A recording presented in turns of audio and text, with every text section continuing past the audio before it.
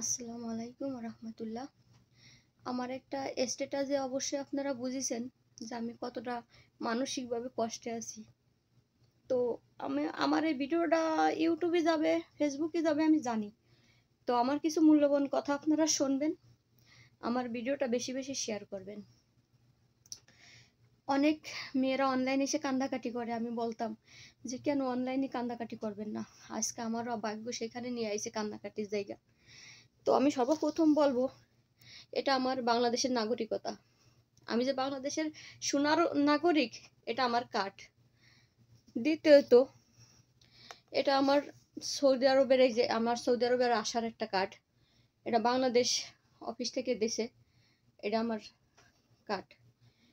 তো যাই হোক, দূর প্রবাসে আসে মানুষ একটা যে কোনো স্বপ্ন নিয়ে, একটা উদ্দেশ্য নিয়ে, যে কোনো একটা কারণ নিয়ে আসে। তো মেয়েদের জন্যই দূর প্রবাস না, ছেলেদের জন্যই প্রবাস।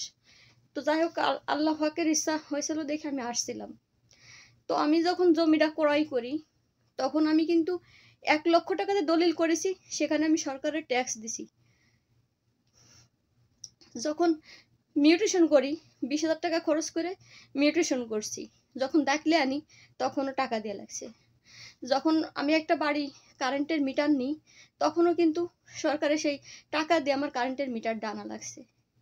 আমি যখন কোর্টে যখন হচ্ছে কি কেস করতেছে উনরা, অগ্রাধিকার ফাঁসের লোক, তখনও কিন্তু আমার কোর্ট ফি দেওয়া লাগতেছে, সরকারে উকিলের টাকা দেওয়া লাগতেছে, সব কিছু দেওয়া লাগতেছে। আমি 6 বছর ধরে প্রত্যেক মাসে 40,000 38,000 টাকা করে পাঠাই বাংলাদেশে। আমার থেকে একটা রেমিটেন্স যাচ্ছে, কিন্তু বাংলাদেশ সরকারকে আমি বলবো, আপনি আমারে কেঁদেছেন। আমি যে একটা অসহায় মায়ে হিসেবে আপনার তো একটা দায়িত্ব আছে প্রত্যেকটা নাগরিকতার পরে, প্রত্যেকটা জনগণের প্রতি আপনার দায়িত্ব আছে। কিন্তু আমি সরকার থেকে কোনো কিচ্ছু পাই নাই।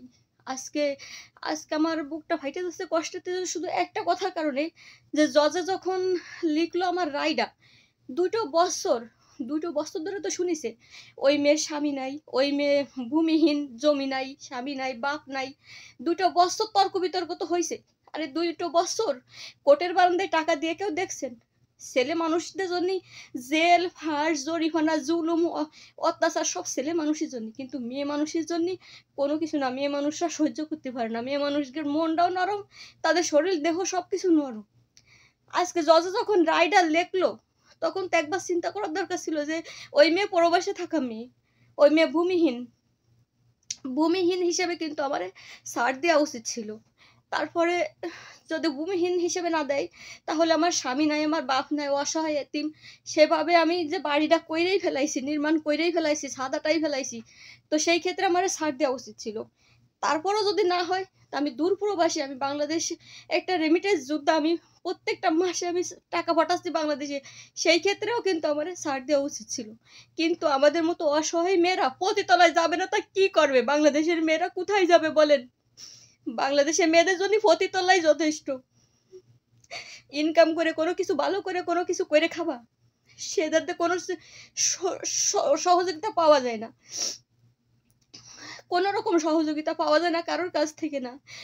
একটা মেয়ে মানুষ কত জায়গা টাকা দিয়ে লাগছে।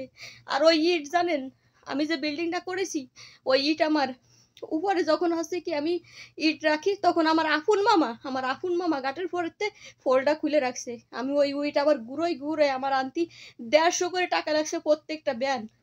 আমার কোনো ছেলেও ছিল না সাথে আমার সহযোগিতা করবে, আমার স্বামীও না, আমার আমার ভাই বিরাদার কেউ না, ওয়াল্লাহে ব্যাস আমি একবার ইট ধুই, একবার বাজারে যাই, একবার মিস্ত্রির সাথে কথা বলে আমার গার বোরকাটা আমি খুলতে পারি নাই। তো আজকে অনেক কষ্টের জন্য আমি বললাম যে বাংলাদেশ সরকার আমারে কি দিল? প্রতিদান দিল, এই তার রেমিটেন্স যুদ্ধ, আমি তার প্রতিদান দিল যে ওদের অধিকার আছে কিনার। আমারও তো কেনার অধিকার আছে জমি, আমি তো কিনে বাড়ি করছি, আমি তো দলিল করছি, সবকিছু ওকে করছি, আলহামদুলিল্লাহ। আমার কি সমস্যা? আজকে আসলে কি, সরকারের যে কর্মকর্তা যে যেখানে বসাইছে,